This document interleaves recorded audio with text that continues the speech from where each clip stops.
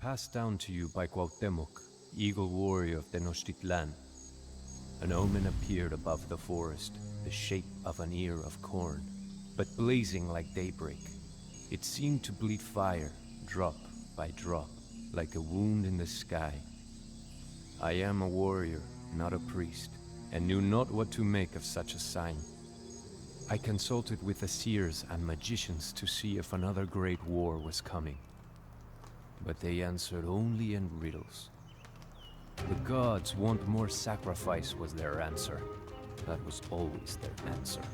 Much of our empire of rainforest and volcanoes has been conquered in the name of sacrifice. The magicians tell us that we must make a sacrifice every single day for the sun to continue to rise.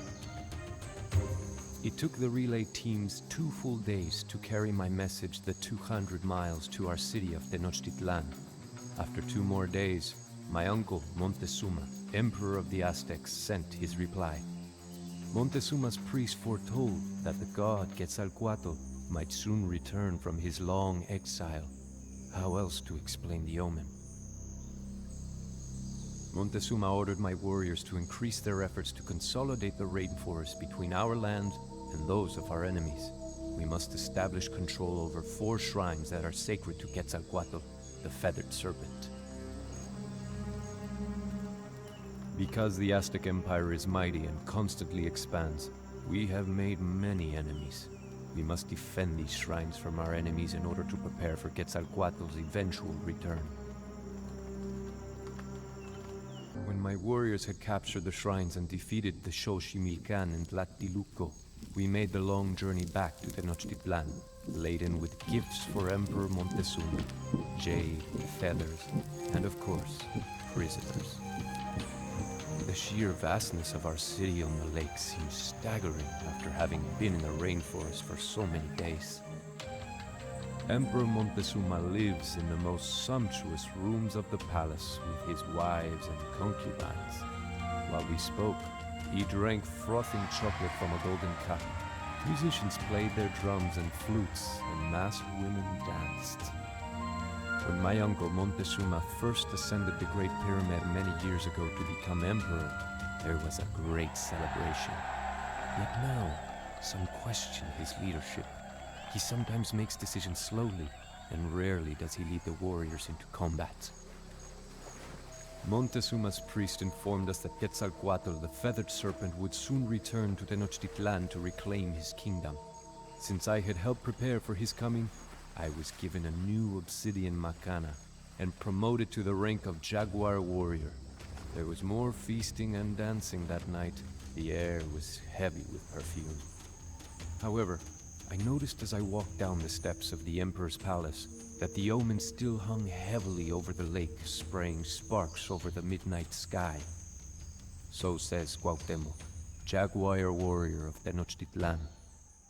Passed down to you by Cuauhtémoc, jaguar warrior of Tenochtitlan. The gods were still uneasy, for another omen appeared that same year. The temple of the demon Huitzilopochtli burst suddenly into flame, although it was made of stone. When the people hurried to pour water on the fire, it burned with even greater violence. I asked our Emperor Montezuma what we needed to do to appease the gods. His haughty priests made a predictable reply. The Aztec Empire needed more prisoners. The sun god, the rain god, and even the feathered serpent Quetzalcoatl were angry deities that required sacrifice. Our city-state of Tenochtitlan is allied with 2 others, together composing the Triple Alliance. Montezuma intended for the Triple Alliance to attack our longtime enemies, the Tlaxcala. I sent the traditional shield, arrows, and cloaks to the Tlaxcala, declaring to them that they would soon be attacked. Then, we marched out into the forests, our jaguar and eagle banners ready to clash with the heron banners of the Tlaxcala. Birds in the rainforest canopy took to the sky, eager to be away from the violence that was to come. Messengers to arrive in Tenochtitlan told of mountains or towers that floated on the sea. Each story told to Montezuma was more fantastic than the last. They could fire stone balls, shoot shooting sparks and raining fire that could crack open weapons. Huge deer with no antlers carried these gods on their backs. Their swords were iron, their bows were iron, their shields were iron, and their clothes were iron. Surely this was the return of Quetzalcoatl. Montezuma heard these reports with growing alarm as he shifted nervously on the Icpali, his legless throne. He ordered expensive gifts to be sent to the new arrivals in the hopes that Quetzalcoatl would spare Montezuma when the feathered serpent came to Tenochtitlan. "He has come back," Montezuma whispered to me. "He seeks his place on the throne, for that is what he promised when he departed." I held my weapons tightly but said nothing. How could I challenge the word of our emperor? So says Cuauhtémoc, jaguar warrior of Tenochtitlan. Passed down to you by Cuauhtémoc, jaguar warrior of Tenochtitlan. Another omen. The lake around the great city of Tenochtitlan rose and boiled. It foamed until it washed against the houses of the city, sweeping many of them into the lake. I accompanied our dignitaries to meet with the new arrivals. We journeyed towards the coast, through the lands of our enemies, the Tlaxcala. When we emerged from the forest, the strangers welcomed us, although they kept their weapons nearby. I told them that we were Aztecs, representatives of the great Montezuma. Their leader said that his people were Spanish, and he named himself Cortés, although he seemed pleased when we referred to him as Quetzalcoatl. Although their armor and animals seem otherworldly, they did not seem like gods to me. We presented Cortés gifts of finest cotton and plumes of bird feathers, but he seemed more interested in the gold ornaments. He asked again and again if there was more gold to be found in Tenochtitlan. By now, Cortés had advanced all the way to the lands of the Tlaxcala. There was initial warfare made between Tlaxcala and the Spanish. However, when Cortés heard stories about the size of Tenochtitlan and the number of our brave Aztec warriors, he suggested that the Spanish and the Tlaxcala join forces and attack the Aztecs.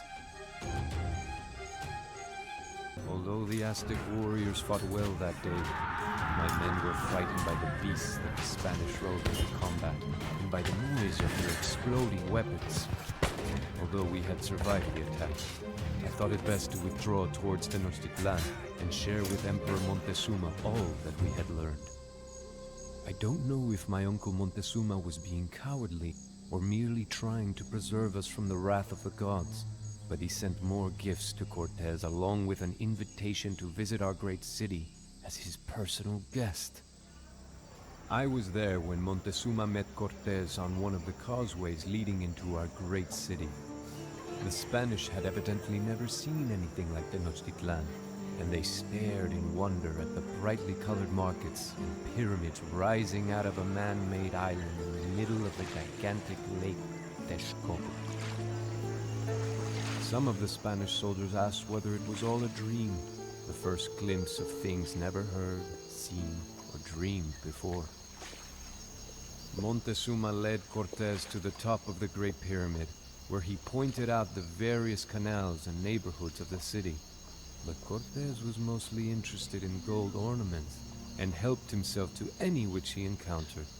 I was no longer convinced that this man was Quetzalcoatl.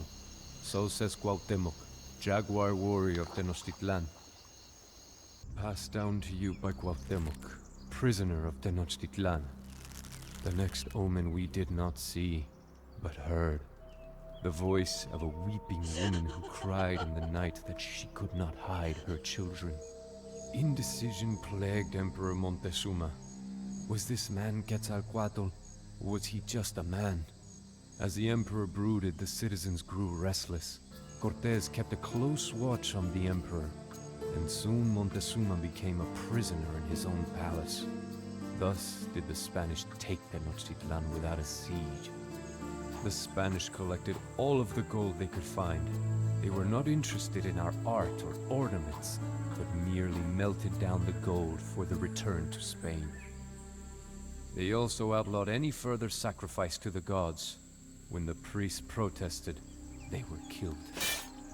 The citizens and warriors of Tenochtitlan were enraged. We knew even if our emperor did not, that these men were not gods.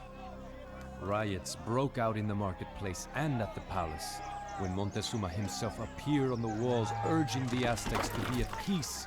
The people threw stones at him. It was time to remove these so-called gods from Tenochtitlan.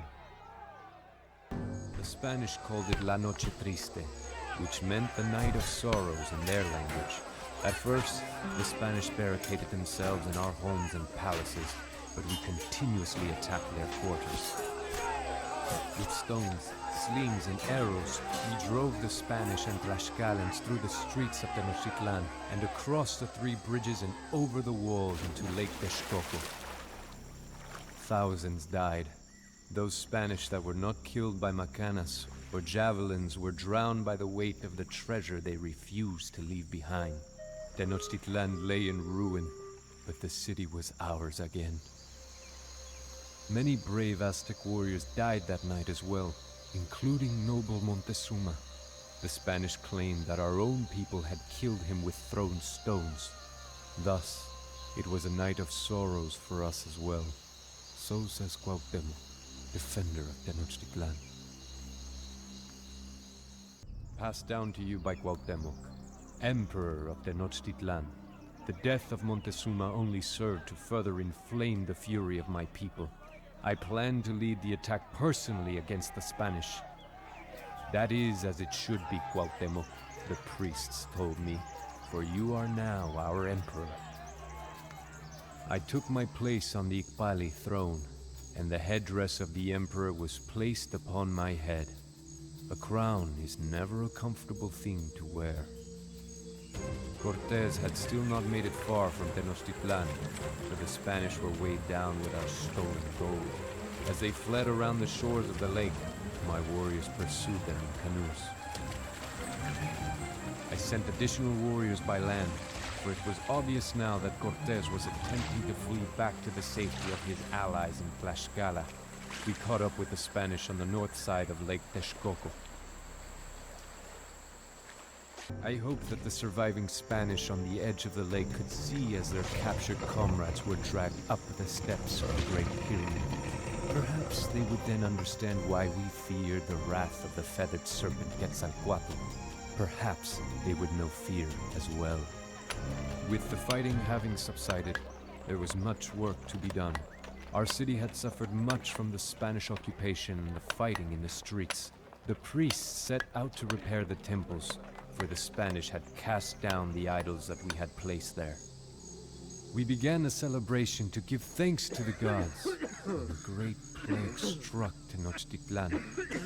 Many of our people became helpless and could only lie in their beds.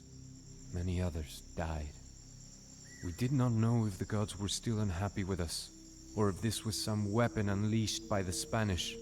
Regardless, if Cortés returned, he would find a much weakened city. I could not let that happen. So says Cuauhtémoc, Emperor of Tenochtitlan. Passed down to you by Cuauhtémoc, Emperor of Tenochtitlan. The Spanish will return soon. I had hoped that Cortés would continue fleeing back from whence he came, but he had stopped to regroup at Tlaxcala. I imagined that he could not stand the thought of returning to Spain while we still had treasuries of gold hidden from him. Still dreaming of gold and glory, the Spanish pledged themselves to another assault on Tenochtitlan. In Tlaxcala, Cortés constructed many warboats on dry land. Then he had the crafts broken down and carried through the rainforest, only to be rebuilt on Lake Texcoco. He knows that my Aztec warriors can defend the bridges leading into Tenochtitlan, but we are vulnerable from the water. I called the warriors to one final battle. The priests attempted to encourage the troops by calling upon the Aztecs to defend their ancient gods and their glorious city. They sent up smoke signals to declare that the Aztecs were ready for war as I climbed the steps of the great temple and sounded the shell trumpet. Tenochtitlan would be under siege soon, and the brave Aztecs would die before we would see her captured. Not so long ago, some 500,000 people called Tenochtitlan home. It is difficult to recall that this smoking ruin was once an endless city. Yet, we will rebuild. We created this island upon which our city and temples stand, and we can do it once more. The Aztec Empire has endured its greatest challenge, yet the Spanish may return in the future. I am not certain that there is a place for us in this new world. I could ask the gods for a hint of the future, but no doubt that would lead to more sacrifice, and I think there has been enough death for now. My people composed a poem to commemorate this great war that we have survived, and yet perhaps still not won. Broken spears lie in the roads. We have torn our hair in grief. The houses are roofless now, and their walls are red with blood. So says Cuauhtémoc, Emperor of Tenochtitlan.